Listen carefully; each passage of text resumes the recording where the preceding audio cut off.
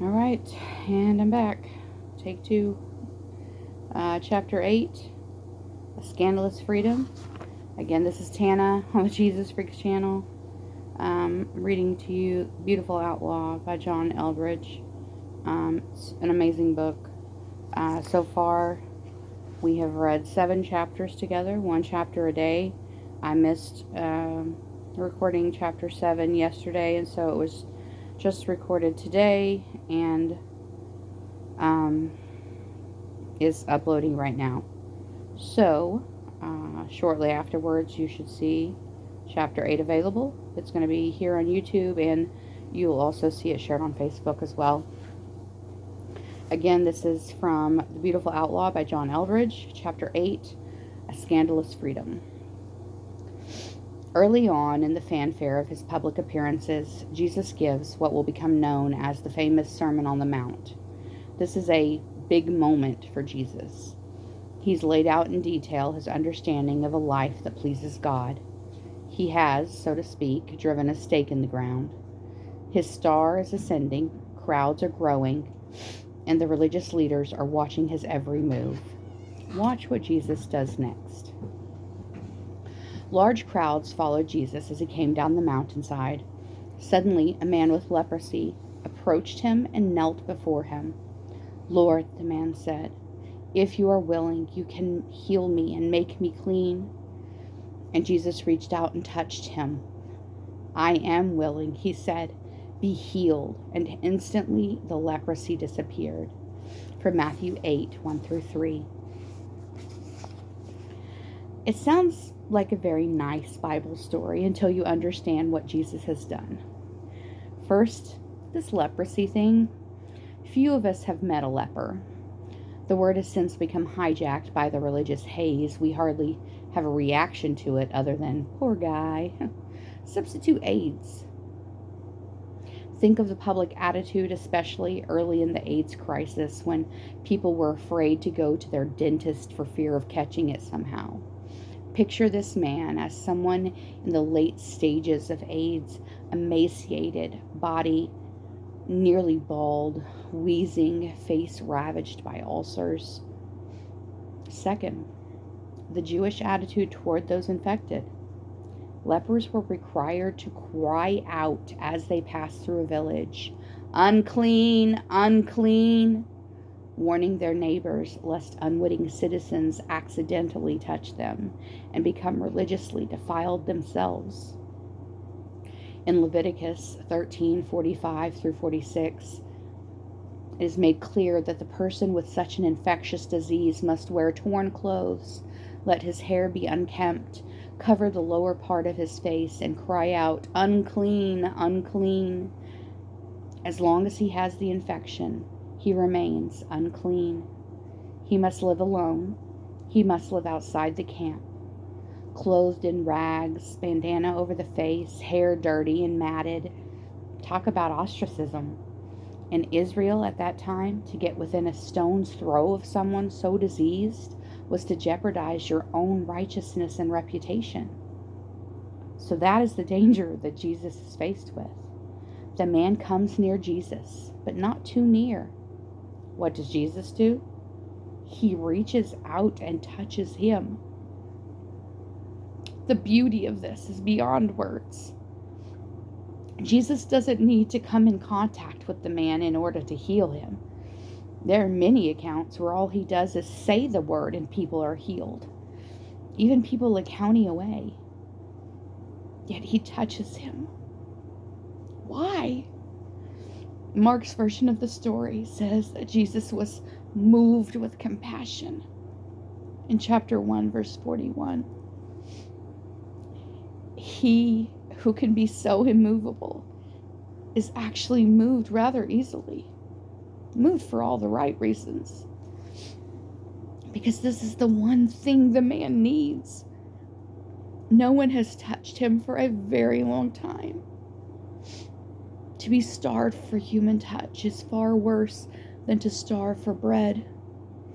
The kindness of Jesus in this one act is enough to make me fall in love with him. But so is his scandalous freedom. Because now Jesus is defiled, at least in the eyes of all the proper authorities, he is. Jesus is just getting his ministry going. He has a message he needs to get across, for by his own admission, that is why I have come, from Mark 1:38. Credibility is fairly important at this point, especially given the fact that in this recent tour de force of a sermon, he has begun to challenge cherished notions of the pontifical tyrants. But here, in his very next move, Jesus is almost guaranteeing he will be disqualified. Emotionally, politically, this would be the social equivalent of a rising priest or a pastor giving their most important message of the year, then stepping outside onto the front porch of the church, lighting a cigarette, taking a good long shot of tequila straight from the bottle as the congregation files past. Metaphorically speaking. Jesus doesn't seem to care. Or better, he cares very deeply about the right things. He knows exactly what he's doing. In the Sermon on the Mount, he completely overhauled their understanding of goodness in a sort of moral Copernican revolution. He moves the concept of righteousness from external to the internal. It is a far, far more demanding holiness, but one that will overturn legalism like a fruit cart. And then, almost as if to say, let me show you what I mean, we have this story. The risks Jesus is willing to take with his reputation are simply stunning. To give this a proper church contrast, permit me to recount a conversation from a staff meeting held at a church I worked for many years ago. The several pastors on the payroll assembled each week to hear our directives from the senior pastor. This particular week, he chose alcohol as his topic. The verse he read from was the book of Romans. It is better not to eat meat or drink wine or to do anything else that will cause your brother to fall, from 14:21. And then followed his application. So we don't want to be seen out there in a restaurant ordering alcohol. You don't want to make a member of our congregation stumble now, do you? What about in our homes? One of the bold and short-termed assistant pastors inquired. Are you comfortable with that? Someone from the congregation might drop by any time unannounced. What if we keep our curtains drawn? You see the ridiculous downward spiral of that conversation.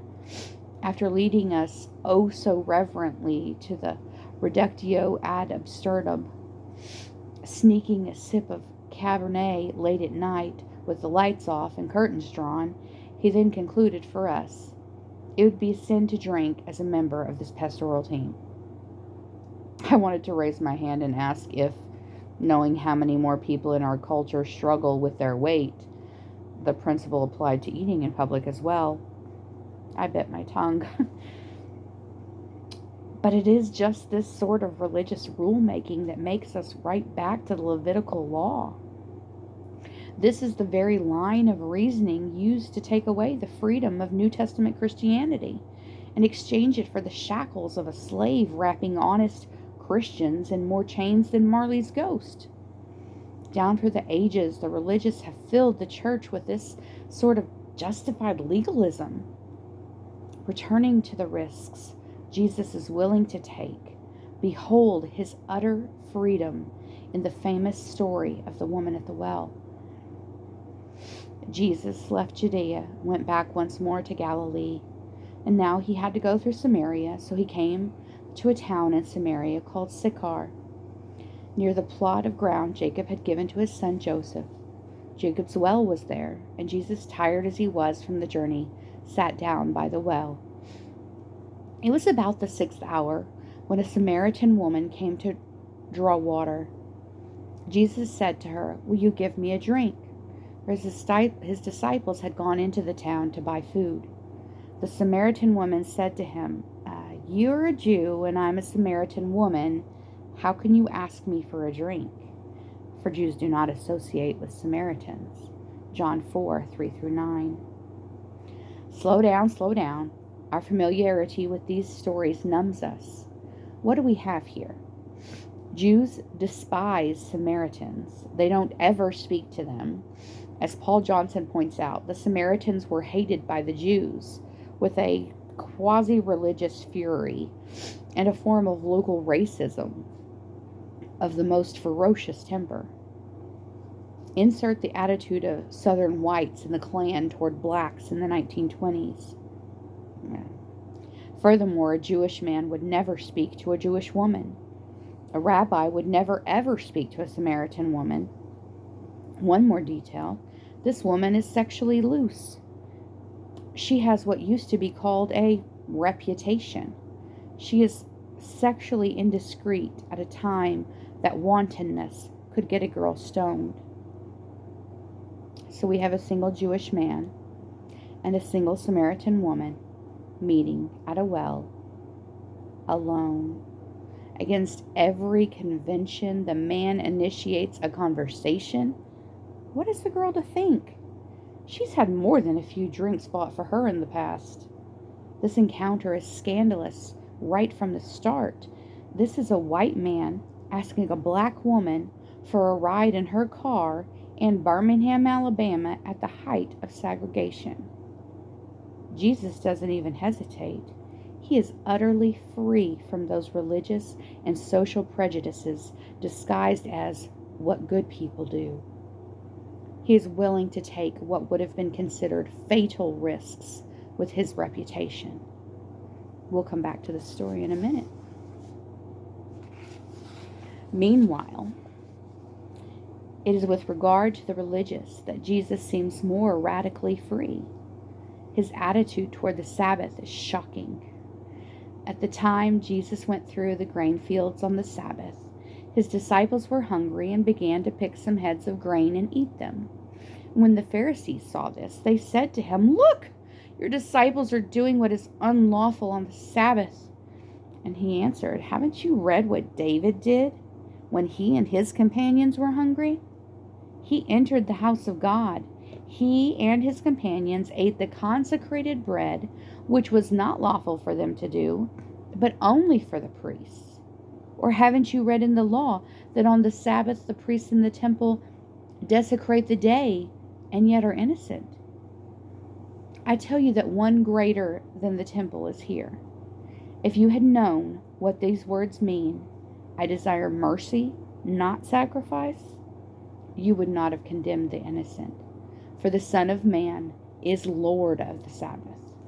From Matthew 12, verses 1 through 8. Jesus' students, his soon-to-be ambassadors, are flagrantly breaking the Sabbath. And Jesus defends them. You understand that by this point, the authorities think he is far too dangerous, and he is.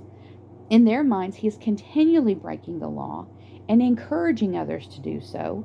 They see him as an outlaw. They certainly end up hanging him like one. In order to understand what compels this man, you must keep in mind the distinction between the laws of God and the laws of men. And furthermore, that magnificent difference between the spirit of the law and the letter of the law. Allow me another contrast for clarity. A dear friend attended a Christian college. Part of their agreement required students to attend chapel 3 times weekly. In addition to this, freshmen were required to join one of the many midweek campus Bible studies. They were also strongly encouraged to become an active member in a local church. This would amount to 5 religious gatherings per week at a minimum for students who were already in a far richer daily Christian community than 99% of churchgoers, and also under daily discipleship from Christian teachers. Now a word on the Sabbath. When it was established by God in Genesis chapter 2, it was clearly for rest. By the 7th day, God had finished the work he had been doing. So on the seventh day he rested from all his work. And God blessed the seventh day and made it holy, because on it he rested from all the work of creating that he had done. Verses 2 through 3. The Jews understood this well. No work was allowed on the Sabbath.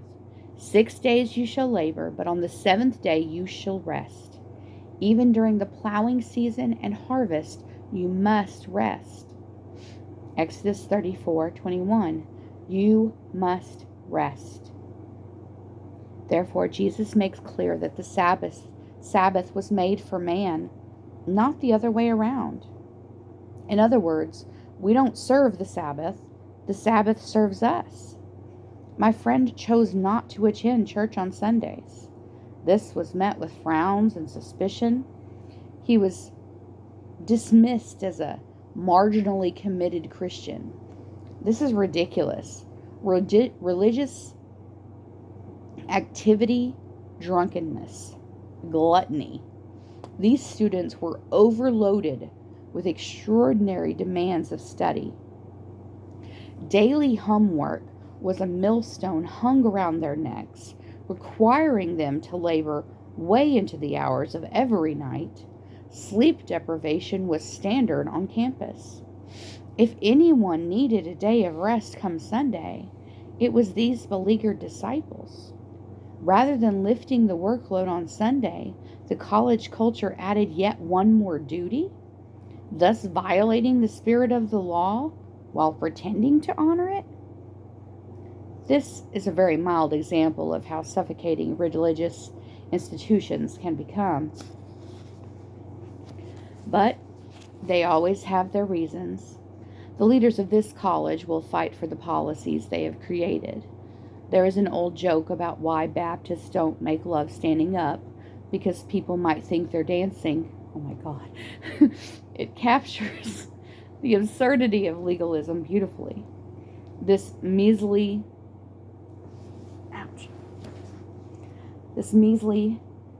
pecune, trivial, petty rule-making actually ends up hardening your heart to God while stiffening your self-righteousness. No wonder Jesus hates this stuff.